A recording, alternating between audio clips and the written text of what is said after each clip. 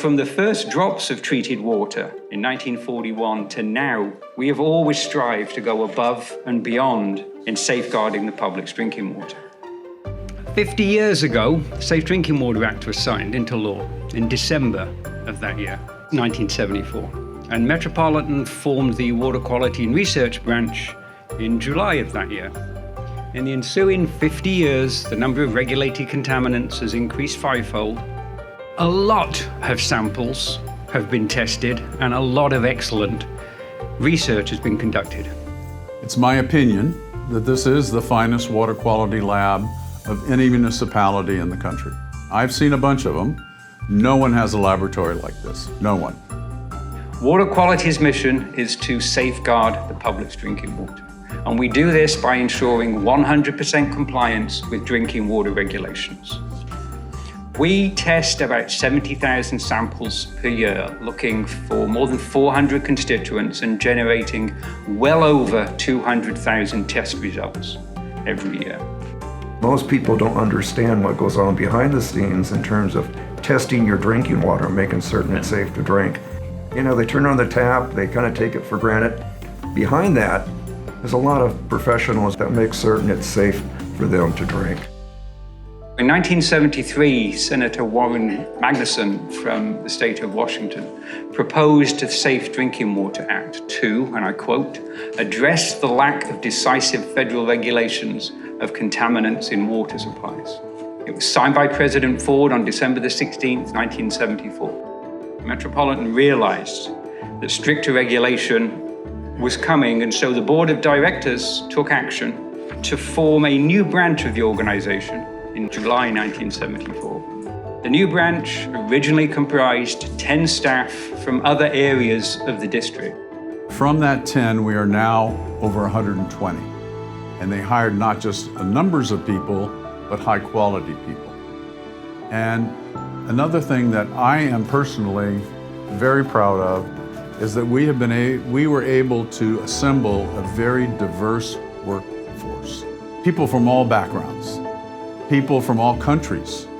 And I valued diversity of all kinds, including diversity of ideas. And that's something that I think has actually continued. I'm sure that the first handful of staff in 1974 couldn't imagine the changes that we would see over 50 years of water quality testing, research, and new challenges. New regulations, introduction of new treatment technologies like ozone, recurring issues such as nitrification, new issues that we knew at the time like cryptosporidium, quagga mussels, cyanotoxins, and now microplastics and PFAS have all increased demands on staff and facilities. Water quality is changing. The whole field is changing. It's these advancements in science and technology which have been the continual challenge for the Water Quality Lab.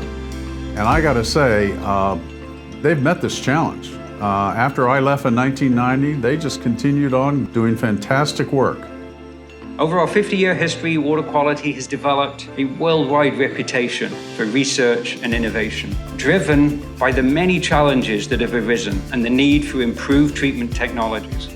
And this research over the years has produced hundreds of publications in technical journals, all the top-tier technical journals around the world. We've also developed and improved tools for water quality monitoring, including closed-loop stripping, an early tool for taste and odor compound detection.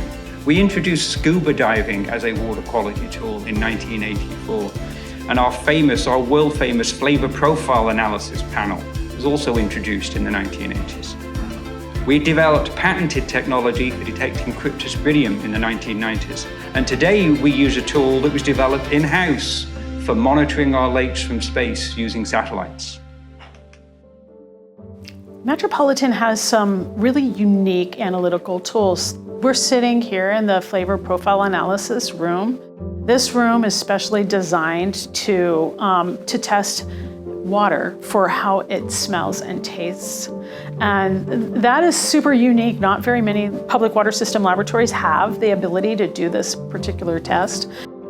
There is so much applied research and so many experts, so much knowledge, so many PhDs here in the lab that have so much practical experience that we could leverage, and we're bringing into Pure Water. I think what sets apart Metropolitan's Water Quality Lab from other agencies is the depth and the breadth of expertise. We set the standard. We set the standard for excellence.